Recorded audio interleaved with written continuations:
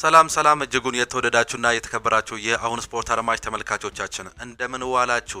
የዕለተ ሰኞ የከሰዓት ስፖርታዊ መረጃዎችን ከአሁን ስፖርት ይዘን መጥተናል። የክለብ መረጃዎችን፣ የዝውውር መረጃዎችን እንዲሁም ስለ ዓለም ዋንጫ የምናነሳቸው በርካታ ስፖርታዊ መረጃዎች አሉ። ይህንን ፕሮግራም እንድትጋበዙ ነው እንዲሁ የምንጋብዛችሁ። የተወደዳችሁና የተከበራችሁ አድማጮቻችን የማንቸስተር ዩናይትድ፣ አርሰናል፣ ቼልሲ፣ ሊቨርፑል፣ ሪያል ማድሪድ፣ ባርሴሎና እንዲሁም ደግሞ ሌሎች ክለቦችን በዝውውሩ በስፋት የምንመለከት ይሆናል። እንዲሁም ደግሞ ስለ ክለቦች የምናነሳቸው በርካታ ስፖርታዊ መረጃዎች አሉ። እስከ መጨረሻው ድረስ ከኛ ጋር እንድትቆዩ ነው የምንጋብዛችሁ። እንዲሁም ደግሞ በምሽት አንድ ለየት ያለ ፕሮግራም ይዘንላችሁ የምንቀርብ ይሆናል። በተለየ ዝግጅት ስለ ዝውውሮች በስፋት የምንመለከትበትም ፕሮግራም ምሽት 2 ሰዓት ላይ የምናጠናክርላችሁም ይሆናል። እሱን እየጋበዝናችሁ ያውን ፕሮግራም ግን እንዲሁ እንድትከታተሉ ነው የምንጋብዛችሁ። ላይክ፣ ፎሎ፣ ሼር እንዳይረሳ እያለን እኛ ቀጥታ ወደ ፕሮግራሞቻችን እንለፍ።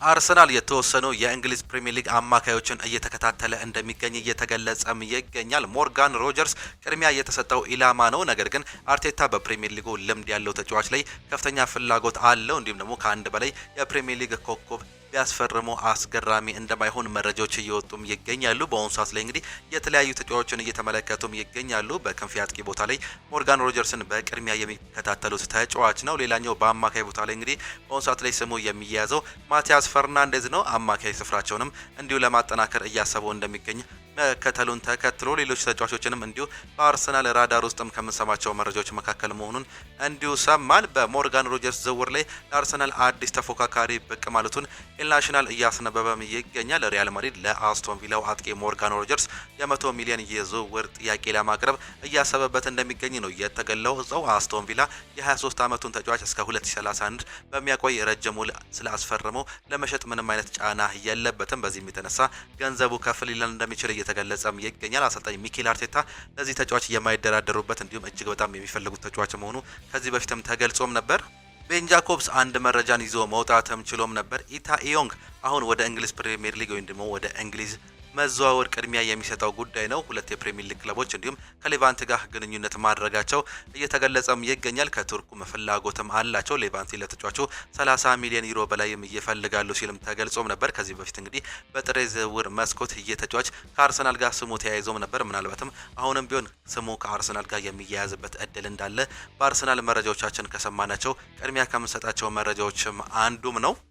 ሪካርዶ ካላፊዮሪ ወደ ሪያል ማድሪድ ሊዘዋወር ይችላል በሚለው ወሬ ላይ አሽሌ ኮል እንዲህ ሲል ነበር መናገርም የቻለው። እኔ ከዚህ በፊት በዛም አልፍ ያለው አርሰናል ለቅቄ ወጣው እድለኛም ሆኔም ነገሮች ተሳክተውልኛል። ነገር ግን ለሁሉም ሰው መጨረሻው እንደዛም አይሆንም። አንዳንድ ጊዜ መጀመሪያውንም ያልጠፋብህን ነገር ፍለጋ ትሄዳለህ ሲል ነው የሚናገረው። እኔ በሪካርዶ ካላፊዮሪ ቦታ በሆን ኖሮ በጥንቃቄም አሰብ ነበር። አርሰናል በከፍተኛ ደረጃ እየተፎካከረም ነው የሚገኘው። እሱ ደግሞ የዚህ ትልቅም አካልም ነው። የኔ ምክር ሪያል ማድሪድ ስለጠራህ ብቻ የሆነ ልዩ ነገር ጥለህ አትሂድ ሲል ነው ሀሳቡንም እየገለጸም የሚገኘው። ይህ ውሸት ነው።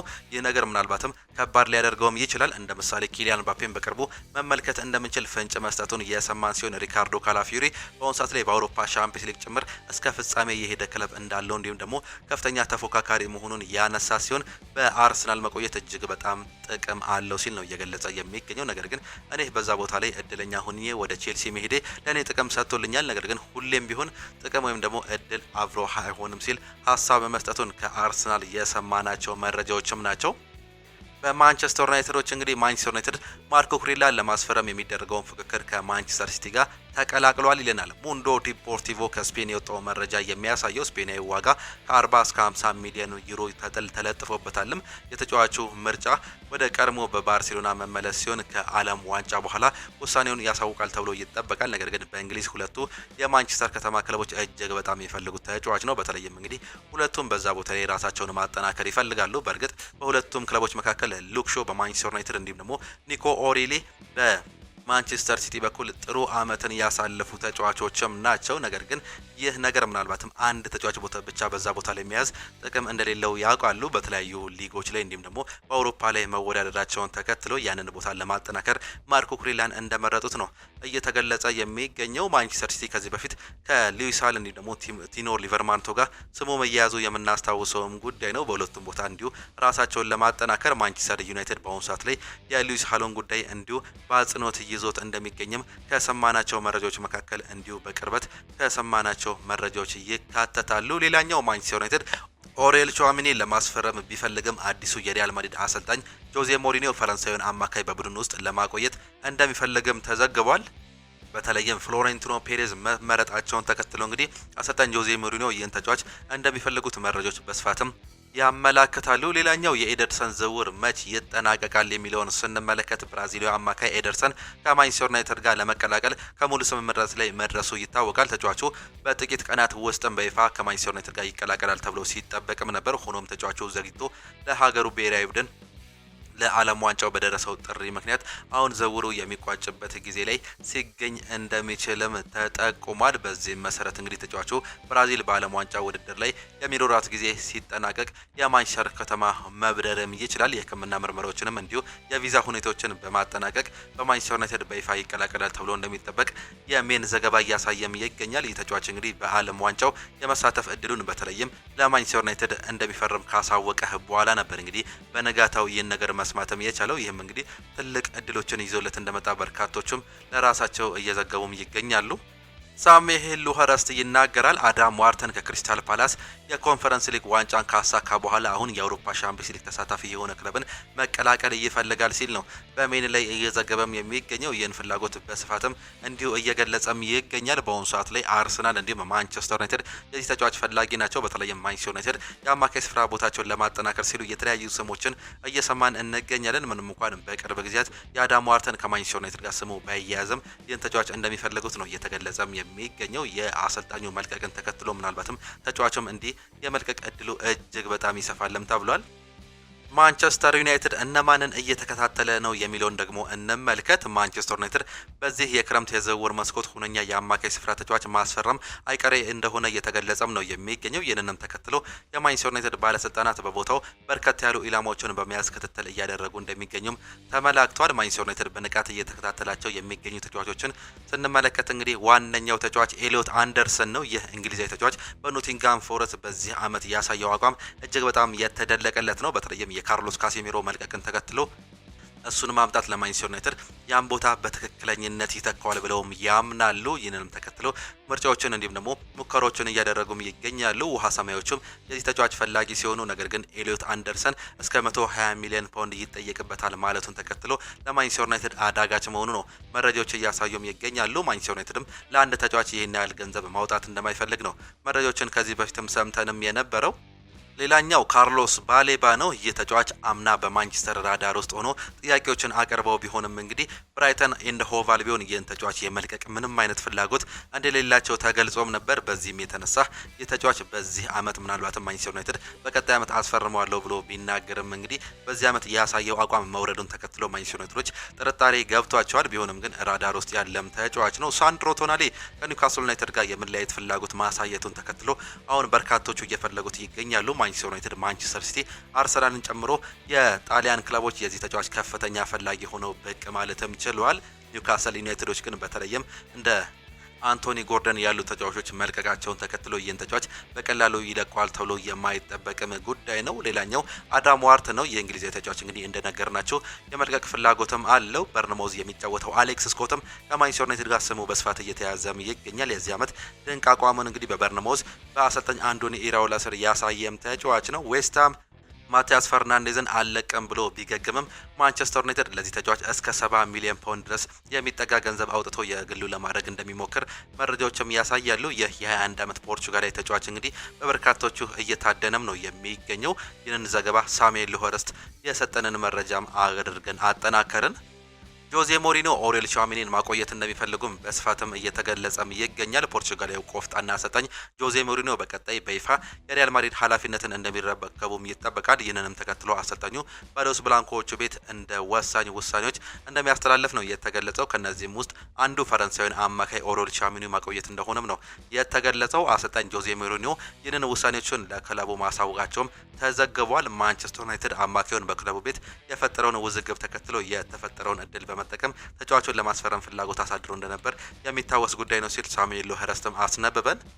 በቼልሲ መረጃዎቻችን ቼልሲ ልክ እንደ ባለፈው ዓመት አክሰል ዲሳሲን ለመሸጥ ይሞክራል። ከብዙ ክለቦችም አሁን ፍላጎት እንዳለ ዘ አትሌቲክስ ሲሞን ጆንስ ያወጣው ዘገባም እያሳየም ነው የሚገኘው። አክሰል ዲሳሲ አምና በውሰት ማሳለፉን ተመልክተናል። አሁንም ቢሆን ግን ወደ ተለያዩ ክለቦች እንግዲህ የሚሸጥበት እድል እንዳለ መረጃዎች ያሳየ ሲሆን ይሁ ጋዜጠኛ ሲሞን ጆንስ ማይክ ፒንደርስ በቀጣይ የቼልሲ ግብ ጠባቂዎች ቡድን አካል ሲሆን ከሮበርት ሳንቼዝም ጋር ይወዳደራል ተብሎ እንደሚጠበቅ ነው እየተገለጸም የሚገኘው። የጆርጌንሰን ጉዳይ እንግዲህ አሁንም ያላረጋገጡት ጉዳይ ሲሆን ማርክ ፒንደርስ ግን በአሁኑ ሰዓት ላይ ጥሩ ተፎካካሪ ይሆናል ተብሎ በአሰልጣኝ ዣቪ አሎንሶ ስር የሚጠቀስም ተጫዋች ነው። ቼልሲዎች ኦማሪ ኪሊማን በካርዲፍ ሲቲ በውሰት ሄዶ ባሳየው ፐርፎርማንስ ደስተኛም ናቸው። በካርዲፍ ኪሊማን በጥሩ የመጫወቻ ቦታ ላይ እየተጫወተ ስለሆነ ደስተኛም ናቸው። አሁን ቼልሲዎች የ20 ዓመቱ አጥቂ አማካይ የበለጠ ልምድ እንዲይዝ በውሰት እንዲጠይቁም ይፈልጋሉ ሲል የዛ አትሌቲክሱ ጋዜጠኛ ሲሞንስ ጆንስ እየገለጸም ነው የሚገኘው። ሌላኛው አሮን አልሴን ሜሎ በተጠናቀቀው የውድድር ዓመት በስትራስቡርግ እንዲሁም በዶርትመንድ በአጠቃላይ 13 ጨዋታ ብቻ ነው የተጫወተው። ቼልሲም ፊትነሱ እስካልተስተካከለ ድረስ ወደ ዋናው ቡድን አይመለስም ሲል በተመሳሳይ ሲሞንስ ጆንስ የዘገበውም ዘገባ ነው። ማርኮ ኩሬላ ከቼልሲ ከወጣ የሚፈልገው ክለብ ባርሴሎና መመለስ እንደሆነ አሁንም ሙንዶ ዲፖርቲቮ እየዘገበም ይገኛል። በአሁኑ ሰዓት ላይ ከላሊጋ ክለቦች ከፍተኛ ፍላጎት እያሳየው አትሌቲኮ ማድሪድ ሲሆን ተጫዋቹን በማንኛውም ውሳኔ የሚወስነውን ከዓለም ዋንጫ በኋላ መሆኑ ነው እየተገለጸ የሚገኘው። አትሌቲኮ ማድሪድ እንዲሁም ደግሞ ባርሴሎና የተጫዋች ፈላጊ ቢሆንም ከዚህ በፊት ሪያል ማድሪድም ስሙ ተጠቅሶ እንደነበር የሚዘነጋ ጉዳይም አይደለም። ዣቪ አሎንሶም ይናገራል። የቼልሲ ደጋፊዎች ለሚቀጥሉት ወራት ለማጓጓት ሙሉ ምክንያት አላቸው። ዝውውሮችን መጠበቅም ይኖርባቸዋል። በዚህ ክረምት ትልልቅ ዝውውሮችም ይከናወናሉ። በጣም ጥንቃቄ እንዲሁም ደግሞ በእቅድ እየተንቀሳቀስን ነው የምንገኘው። ነገር ግን አሁን ያለን ተሰጥኦ ያሟሉ የሚችሉ ጥብቅ ወይም ደግሞ ልምድ ያላቸውን ተጫዋቾች በመጨመር የአሁኑ ስብስብ በከፍተኛ ሁኔታ ለማጠናከር እየፈለግን ነው የሚገኘው። በዚህም ጥሩ ነገሮችን ጠብቁ ሲሉ መናገራቸውንም ሰምተናል። ሌላኛው ቼልሲ የኒኮላስ ጃክሰንን ዋጋ እስከ 60 ሚሊዮን ፓውንድ ድረስ እንደሆነ እንዲሁም የ24 ዓመቱ ተጫዋች ከሴኔጋል ጋር በዓለም ዋንጫ ላይ ጎልቶ ከታየ ዋጋው ሊጨምር ይችላል ብለው እንደሚያምኑ ሳይመንስ ጆንስ ዘ አትሌቲክስ ላይ እየዘገበም ይገኛል። በዚህ ዓመት እንግዲህ ከባየር ሙኒክ ጋር ጥሩ ዓመትን ያላሳለፈው የተጫዋች ወደ ቼልሲ ወደ ለንደንም ተመልሷል። ካሁን በኋላ ግን ምናልባትም የመሸጥ እድልም አለው። ሌላኛው ሊያም ዴላፕ ነው። የተጫዋች እንግዲህ ደጋፊዎቹ እንዲወጡ እንደሚፈልጉ እንዲሁም ደግሞ ፒቲሽን እያሰባሰቡበት እንደሚገኙ መረጃዎችም እያሳዩም ይገኛሉ። ማንቸስተር ሲቲ ለኤሊዮት አንደርሰን በቅርቡ ወደ ኖቲንጋም ፎረስት የሚላክ አዲስ ይፋዊ ጨረታ እያዘጋጁ እንደሚገኙ ፋብሪዚዮ ሮማኖም ይገልጿል። ማንቸስተር ሲቲ ከመጋቢት ወር ጀምሮ ውድድሩን ለወራት ከመራ በኋላ ስምምነቱን እንደሚያጠናቀቁም ተማምኗል። ማንቸስተር ዩናይትድ አሁንም ይፈልጓል። ነገር ግን ሲቲ የተሻለ ተስፋ እንዳለው እየተመለከተን እንገኛለን። ከዚህ በፊት 85 ሚሊዮን ፓውንድ አካባቢ ጥያቄ አቅርበው ውድቅ ማድረጋቸው ይታወሳል። ሁለተኛ ጥያቄዎችን ያቀርባሉ ተብሎ እንደሚጠበቅ መረጃዎችም በስፋትም አመላከቱን።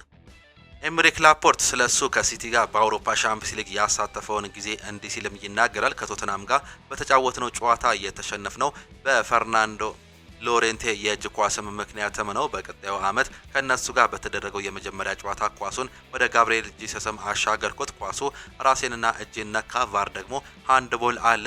የእጅ ኳስ ነው ብሎ ማን መናገር ሊናገርም ይችላል። እና ከዚህ ምክንያት በአውሮፓ ሻምፒዮንስ ሊግንም አጣን፣ እየገደሉኝ ነው አልኩኝም።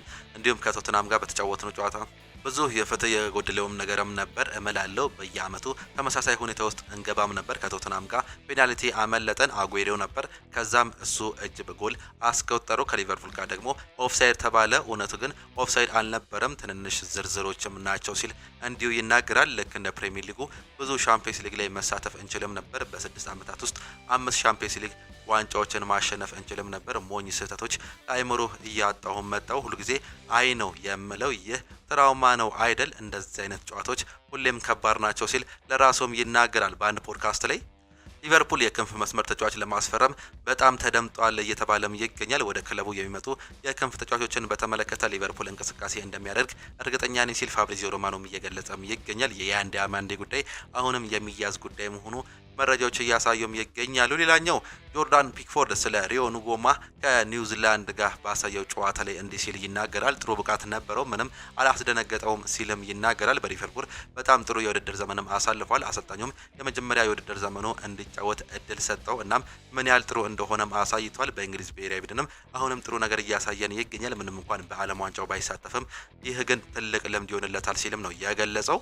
አሌክስ ስኮት ሊቨርፑል ሊሄድ ስለሚችልበት ሁኔታ ላይ እንዲህ ሲል ይናገራል። ይህ ወሬ እየጨመረ የመጣ ይመስላል እናም ለምን እንደሆነ መረዳትም ይቻላል። ስኮት በግልጽ ኢራኦላ በሚገባ የሚያደንቀው ተጫዋች ነው። በርንማውዝ ለተጫዋቹ አዲሱን በማቅረብ እሱን ማቆየት ይፈልጋሉ፣ ነገር ግን በእርግጠኝነት ልንመለከተው የሚገባም ጉዳይ ነው ሲል አሌክስ ክሮክ እየዘገበም ይገኛል። አሌክስ ስኮት የመውጣት እድሉ ሰፊ መሆኑን እየተገለጸ ሲሆን ማንቸስተር ዩናይትድ፣ አርሰናልም ስማቸውም ተያይዟል።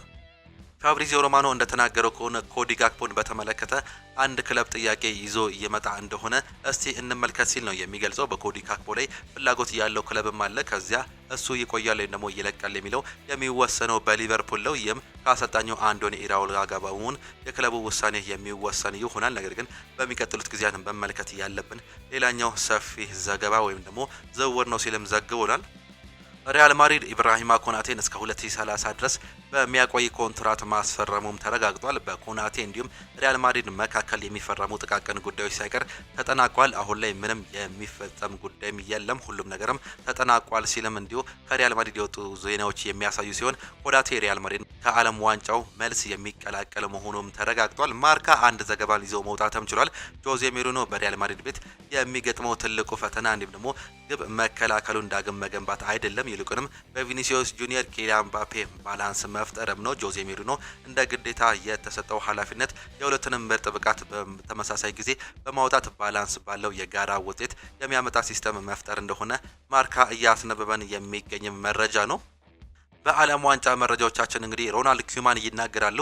ህይወት ከባድ ሆናብናለች ሲሉ ነው የሚናገሩት። የሆላንድ ብሔራዊ ቡድን አሰልጣኝ ሮናልድ ኩማን በቅርቡ ባለቤታቸው በጠና እንደታመሙ አሳውቀውም ነበር። አሰልጣኙ አሁን ላይ በሰጡት አስተያየት የትዳር አጋራቸው በህመም ምክንያት ወደ አሜሪካ እንደማያቀኑም ነው የተገለጸው። አንዳንድ ጊዜ ህይወት ለእኛ ከባድ ነች ያሉት ሮናልድ ኩማን የህመም ውጤቶች እንዲሁም መልካም እንዲሆኑ ተስፋም አለኝ፣ ነገር ግን ከባድ ነው በማለትም ነው የተናገሩት። ባለቤታቸው በአሁኑ ሰዓት በመኖሪያ ቤታቸው ተቀምጠው ሕክምናውን እየተከታተሉ እንደሚገኙ የገለጹ ሲሆን አክለውም ነገር ግን ለፍጻሜ ከደረስን ሐኪሞች ከፈቀዱ የአንድ ጊዜ ሕክምናውን አቋርጣ ወደ አሜሪካ ልትመጣ ትችላለች ሲሉ ነው ስለ ባለቤታቸውም የተናገሩት። ሪያድ ማህሬዝም ይናገራል። በአርጀንቲና ጨዋታ ህዝባችንን ለማስደሰት ዝግጁ ነን ሲል ነው የሚናገረው። ሰሜን አፍሪካዊቷ ሀገር አልጄሪያ የዓለም ዋንጫ የመጀመሪያ ጨዋታውን ከአርጀንቲና ጋር የምታደርግ ይሆናል። ስለ ጨዋታው አስተያየት የሰጠው የቡድኑ ቁልፍ ተጫዋች የሆነው ሪያድ ማህሬዝ ህዝባችንን ለማስደሰት አርጀንቲናን ለመግጠም ዝግጁ ነን በማለትም ነው የተናገሩት። አልጄሪያውያን ጨዋታን ለማየት ሌሊት እንደሚነሱ ተስፋ አለኝ ያለው ሪያድ ማህሬዝ በውጤቱ እናስደስታቸዋለን ሲሉም ገልጿል። ጨዋታው ለኛ ከባድ ይሆናል፣ ነገር ግን ለፊልሜው ተዘጋጅተናል ሲልም ተጫዋቹ መናገሩንም ሰማን። ማንቸስተር ሲቲዎች ለጀሰስ ግቫርዲዮል አዲስ ኮንትራት ያቀረበለት ሲሆን አሁን መልቀቅ ወይም ደግሞ መቆየት የግቫርዲዮል ውሳኔ መሆኑን ፋብሪዚዮ ሮማኖ በዩቲዩብ ገጹ ይዞት ማውጣትም ችሏል። ይህ ተጫዋች በአሁኑ ሰዓት ላይ በሎስ ብላንኮቹ ራዳር ውስጥም ይገኛል። በተለይም ሪያል ማድሪድ መፈለጉ ምናልባትም እንግዲህ ተጫዋቹን ሊያሸፍተው እንደሚችል ነው መረጃዎች እያሳዩም የሚገኙት። ነገር ግን ምናልባትም ማንቸስተር ሲቲዎች እንግዲህ ለዚህ ተጫዋች ከፍተኛ ገንዘብ ሊጠይቁ የሚችሉበት እድል እንዳለ እየተገለጸም ይገኛል። ነገር ግን ጥያቄው እንደቀረበ በፋብሪዚዮ ሮማኖ በኩል የተረጋገጠ መረጃ ነው። ሌላኛው ሙንዶ ዲፖርቲቮ እንደዘገበው ከሆነ ማንቸስተር ሲቲ አሌሃንድሮ ባርዴን ለማስፈረም ፍላጎት ያለው ሲሆን በቅርቡ ከተጫዋቹ ወኪል ጋር ውይይትም አድርገውም ነበር። ማንቸስተር ዩናይትድ የዚህ ተጫዋችን ፈላጊም ነበር። በተለይም አምና የዚህ ተጫዋች ፈላጊ ሆኖ ብልቅ ማለቱን እናስታውሳለን። አሁንም ፍላጎት እንዳለ ነው መረጃዎች እያሳዩም የሚገኙት። ሁለቱ የማንቸስተር ከተማ ክለቦች ማለትም ቀያዮቹ ሰይጣኖች ወይም ደግሞ ውሃ ሰማያዎቹ ይህን ተጫዋች የግላቸው ለማድረግ ሊሞክሩም ይችላሉ። ባርሴሎና ቤት እንግዲህ ብዙ ጨዋታዎችን መጫወት ያልቻለው አሌሃንድሮ ባልዴ ምናልባትም ይህንን እድል የሚያገኝ ከሆነ የለቀቁኝ ጥሪ ሊያቀርብበት የሚችልበት እድል እንዳለ መረጃዎች በስፋትም እያመላከቱም ይገኛሉ። ክላውዲዮ ኤቼቬሬ በቅድመ ውድድር ዘመን ኤንዞ ማሬስካን ሲያስደምም እንዲሁም ደግሞ በመጀመሪያው ቡድን ውስጥ ቦታ ሊያገኝ የሚችልበት እድል እንዳለ እየተገለጸም ይገኛል። ሆኖም ግን ተጫዋቹ በቂ የመጫወቻ ደቂቃ ለማግኘት እንዲሁም ራሱን በደንብ ለማሳየት ሲል ሌላ የተወሰነ የውሰት ጊዜ ሊያሳልፍ የሚችልበት እድል እንዳለም እየተገለጸም ይገኛል። ፊጂአስ ባወጣው መረጃ እንዲሁም ኢንዲፔንደንት ይህንን መረጃ እንዳጠናከረው ከሆነ ማንቸስተር ሲቲ በባርሴሎናው አማካይ ዳኒ ኦልሞ ላይ ከፍተኛ ፍላጎት አለው። እናም በዚህ ክረምት ለተጫዋቹ 60 ሚሊዮን ዩሮ ለማቅረብ መዘጋጀታቸው መረጃዎች ያሳያሉ። ይህ ተጫዋች በባርሴሎና ደስተኛ ነው፣ ፈልጎም ነበር ወደ ባርሴሎና ማቅናተም የቻለው። ይለቃል ተብሎ ባይጠበቅም ይህ መረጃ ትላንትና የወጣው መረጃ ነው። ሌላኛው ማንቸስተር ሲቲ በዚህ ክረምት የዝውውር መስኮት እንግዲህ ሁለቱንም ኤሊዮት አንደርሰን እንዲሁም ደግሞ ሳንድሮ ቶናሊ ሊያስፈርምም የሚችልበት እድል እንዳለም ተገልጿል። ሲቲ ኤደርሰንን ለማስፈረም እርግጠኛ ሲሆን በቶናሊ ያለው ፍላጎት ከኖቲንግሃም ፎረስት አማካይ ጋር በሚደረግ ምንም አይነት ዝውውር ውስጥ የሚነካከም አይደለም። በሮድሪው እንዲሁም ኒኮ ጎንዛሌስና ማቴዮ ኮቫቺች እንዲሁም ቲጃኒ ራይንደርስ ዙሪያ ያለው ያልተረጋገጠ ሁኔታ ምክንያት ማንቸስተር ሲቲ በዚህ ክረምት በአማካይ ክፍል ላይ የተለያዩ አማራጮችን ይመለከታል። እንደ ማንቸስተር ዩናይትድ ሁሉ የተከላካይ አማካዩን ቦታ ለማጠናከር ብዙ ስራ ይጠበቅበታል የሚሉ መረጃዎችን በስፋትም እየሰማንም እንገኛለን። ሌላኛው ሜል ስፖርት ይዞት የወጣው መረጃ በተለይም እንግዲህ አመሻሽ አካባቢ ሌላ ሰበር መረጃን ይዞ መውጣትም ችሏል። ኤሊዮት አንደርሰን ከማንቸስተር ሲቲ ጋር ከክለቡ ጋር ከኖቲንግሃም ፎረስት ጋር እንግዲህ በ115 ሚሊዮን ፓውንድ ስምምነት ላይ መድረሳቸው መረጃዎችም ያሳዩም ነበር። ይህ ተጫዋች አሁንም ቢሆን እንግዲህ በተለያዩ ክለቦች ራዳር ውስጥም ይገኛል። የማምጣት ፍላጎትም እንዳላቸው እየተገለጸም ነው የሚገኘው። ማንቸስተር ዩናይትድ ፍላጎት ቢኖረውም ለዚህ ተጫዋች ማለትም ለሌሎችም ተጫዋችም ይሁን ከ100 ሚሊዮን ፓውንድ እንዲሁም ደግሞ ከዛ በላይ የማውጣት ምንም አይነት ፍላጎት እንደሌለው ከዚህ በፊትም ተገልጾም ነበር። በዚህም ምክንያት እንግዲህ ማንቸስተር ዩናይትድ ከዚህ ዝውውር ራሱን ማግለሉ ተገልጾም ነበር። የሳንድሮ ቶናሊም ጉዳይ አሁንም ከባድ ሊሆን እንደሚችል ነው እየተገለጸ የሚገኘው። በተለይም አንቶኒ ጎርደን በ80 ሚሊዮን ዩሮ ወደ ባርሴሎና ካታላኖ መሄዱን ተከትሎ ሌላ ወሳኝ ተጫዋች ማጣትም አይፈልጉም ማይክ ፓይሶቹ። በዚህም የተነሳ ይህን ተጫዋች በቀላሉ ይሸጡታል ተብሎ አይጠበቅም። ነገር ግን የ26 ዓመቱ ጣሊያናዊ ተጫዋች ከኒውካስል ዩናይትድ የመልቀቅ ፍላጎት እንዳለው ከዚህ በፊት በተደጋጋሚ ገልጾም ነበር። ይህም ምናልባትም እንግዲህ ከፍተኛ ገንዘብ እንዲጠይቅ መንስኤ ሊሆን እንደሚችል መረጃዎች በስፋትም ያመላክታሉ። በርናንዶ ሲልቫ ገና ውሳኔ ላይ አልደረስኩም ሲልም መናገሩን ነው የሰማ ነው። ፖርቹጋላዊ አማካይ በርናንዶ ሲልቫ በወደፊቱ ቆይታው ዙሪያ ከውሳኔ አለመድረሱን የገለጸ ሲሆን ባርሴሎና ጥያቄ አቅርቦልኛል ያለው በርናንዶ ሲልቫ ነገር ግን እስካሁን ከውሳኔ ላይ አልደረስኩም በማለትም ነበር መግለጽም የቻለው። አክሎም ብዙ አማራጮች አሉን፣ እኔን ለማስፈረም ፍላጎት ላሳዩ ክለቦች አክብሮት አለኝ በማለት የተናገረ ሲሆን መጨረሻ ላይ የፈለጉኝን ክለቦች ተመልክቼ ለእኔ ጥሩ እንደሆነ ሲሰማኝ እወስናለሁ፣ ያኔ ሁሉም ነገር ይታወቃል ሲልም ነው እየገለጸም የሚገኘው። ነገር ግን ከዓለም ዋንጫ በኋላ እንደሚሆን መረጃዎች ፍንጮትም እየወጡም ይገኛሉ። ከዚህ በፊት እንግዲህ ከማንቸስተር ሲቲ ወደ ባርሴሎና በማቅናት እየተጫወተው እንዲሁ አንድ ተጫዋችን በቅርበት እናስታውስም ነበር የጆ ካንሴሎ። እንዲሁም ደግሞ በአሁኑ ሰዓት ላይ ደግሞ ከማንቸስተር ሲቲ ዳግም ተመልሶ መውጣት እየቻለው ኢልካይ ጉንዱጋን እናስታውሳለን። ምናልባትም የሱን ፈር ተከትሎ እንግዲህ ምናልባትም የተጫዋች በርናንዶ ሲልቫ ዳግም ወደዛ የሚሄድበት እድል እንዳለ በሰፊው እየተገለጸም ይገኛል። ነገር ግን ከዓለም ዋንጫ በኋላ ውሳኔዎች ሁሉ ይገለጻሉም ተብሏል። ሎስ ብላንኮቹም የዚህ ተጫዋች ፈላጊ መሆናቸውን አስነብበውንም ነበር። ለቼልሲ ቅርብ የሆኑ ታማኝ ጸሐፊዎች እንዲሁም ደግሞ ማትሎ ስለ ቼልሲ ባለሀብት ሰፋ ያለ ትንተናም ሰጥቶም ነበር። ቶድ ቦህሊ እንዲሁም ደግሞ ሌላኛው አባል የሆነው እንግዲህ ቼልሲን በመግዛታቸው ምንም አይነት ጸጸት አይሰማቸውም። እንዲሁም ለክለቡ ትልቅ ምኞት እንዳላቸው ይቀጥላሉ። የክሌሬክ ምንጮች ቶድ ቦህሊን አሳሳቢ እንዲሁም ደግሞ አስተዋይና ጥሩ አጋር አድርገው ይመለከቱታል። አሳቢም እንደሆነም ይገልጻሉ። የቶድ ቦህሊ የዕለት ተዕለት ተሳትፎም ቀንሷል። ነገር ግን በስትራቴጂካዊ ውሳኔ አሰጣጦች ደግሞ አሁንም ይሳተፋልም ነው የተባለው። ሶስቱም የጋራ ቁጥጥር ባለቤቶች የዣቪ አሎንሶ ሹመት ሙሉ በሙሉ ተሳትፈውበታል። በግልም አነጋግረውት እንደነበር ነው የተገለጸው። የጋራ ቁጥጥር ያለው ባለቤት እንዲሁም በሂዳድ አግባሊ ሊቀመንበር መሆን አለመሆኑ ሹመቱ የሌላ ተወካይ የሰጠ ሲሆን ይህም እንግዲህ ምናልባትም ሊቀመንበሩን ይሾማል የሚለው መታየት እንደሚጠበቅበት ነው ማትለው ቴሌግራፍ ላይ እየዘገበም የሚገኙት። ሌላኛው አንዳንድ ምንጮች የሊቀመንበሩ ማዕረግ መተላለፉ የቼልሲን የወደፊት እጣ ፈንታ በተመለከተ ለሚደረጉ ውሳኔዎች አነቃቂ ሊሆን እንደሚችልም ያምናሉም ተብሏል። ሌሎች ደግሞ አስቀድሞ ከተሰማበት የቴክኒካል ብቃት የበለጠ ትርጉም ያለው እንዲሁም ደግሞ እንዳልሆነም እየገለጹ እንደሚገኙ ማትለው የዘገበው መረጃ መሆኑን ነው በቅርበት ከቼልሲ ጋር እየሰማንም የምንገኘው። በቼልሲ በኩል እንግዲህ አሁንም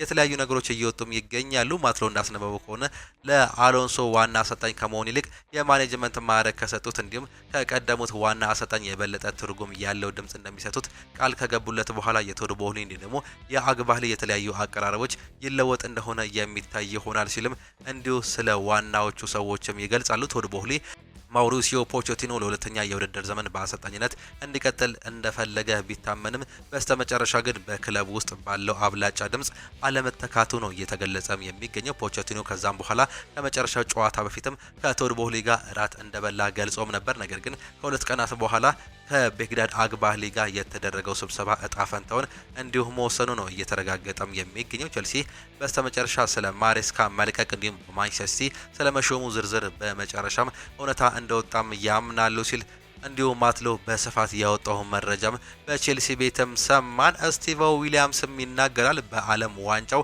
መጫወት ህልሜ እውን ሆኖም ነበር። ሁሉም ሰው ተስፋም አድርጓል። ያ ጉልበት በልቤ ውስጥ ትልቅ ሀዘን ፈጥሮም የታየበት ጊዜም ነበር ሲል ነው የሚናገረው። ጉዳቱ እጅግ በጣም አሳሳቢ ነው ሲልም ገልጾም ነበር። በወላጆቼ እቅፍ ውስጥ በጣም አለቀስኩኝ። ቀልድ አይደለም፣ ብዙ አለቀስኩ። እንዲሁም ደግሞ እንደዚህ ባሉት ጊዜያት የምትወዷቸው ሰዎች የምትፈልጓቸው ጊዜዎችም አሏቸው። እናም ለዚያ በጣም አመስጋኝም ነኝ። ግን ይህ ህይወት ይቀጥላል። አሁን በጥሩ ሁኔታ ማገገም እንዲሁም ደግሞ በተሻለ ፍጥነት መመለስ እሞክራለሁ። ለዓለም ዋንጫ ብቁም ሆኜ ነበር፣ ነገር ግን በስተመጨረሻም ሊሳካልኝ አልቻለም። ገና ታዳጊ ተጫዋች ነኝ። ለሚቀጥሉት ጊዜያት ራሴንም እንዲሁ እንደማበቃም አምናለሁ ሲል መናገሩን የሰማነው መረጃም ነው። ሌላኛው እንግዲህ አሁን ከምንሰማቸው መረጃዎች መካከል ምናልባትም እንግዲህ ብራይተን ከቶተናም ለተከላካይ ቫን ሄክ የቀረበለትን ሁለተኛ ጥያቄ ውድቅ ማድረጉን ስካይ ስፖርት እያስነበበም ነው የሚገኘው። እየተጫዋች አሁንም ቢሆን በሌሎች ክለቦች ራዳር ውስጥ እንደሚገኝ እየተገለጸ የሚገኝ መረጃ መሆኑን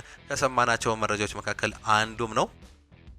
እጅጉን የተወደዳችሁና የተከበራችሁ የአሁን ስፖርት አድማጭ ተመልካቾቻችን ለዛሬ ነበረን ስፖርታዊ መረጃዎቻችን ይህንን እየመስሉ ነበረ። ፕሮግራሞቻችንን እንዴት አያችኋቸው? ሀሳብ አስተያየታችሁን ኮመንት ቦክስ ላይ ልታጋሩን ትችላላችሁ። የዛሬ የአሁን ስፖርት የከሰዓት ፕሮግራሞቻችን በዚሁ የሚጠናቀቁ ነው የሚሆኑት። በከሰዓት ግን በተለይም በምሽት አንድ ፕሮግራም ይዘንላችሁ የምንቀርብ ይሆናል። የዝውውር መረጃዎችን በተለየ መልኩ አጠናክረን ይዘን የምንቀርብ ነው የሚሆነው። እሱን ፕሮግራምም እንድትከታተሉ እየጋበዝን እኛ የዛሬ ፕሮግራሞቻችንን አጠናቀቅን። በጠዋት ፕሮግራሞቻችን እስከምንገናኝ ቻው ቻው። መልካም ጊዜ፣ መልካም ምሽት ይሁንላችሁ።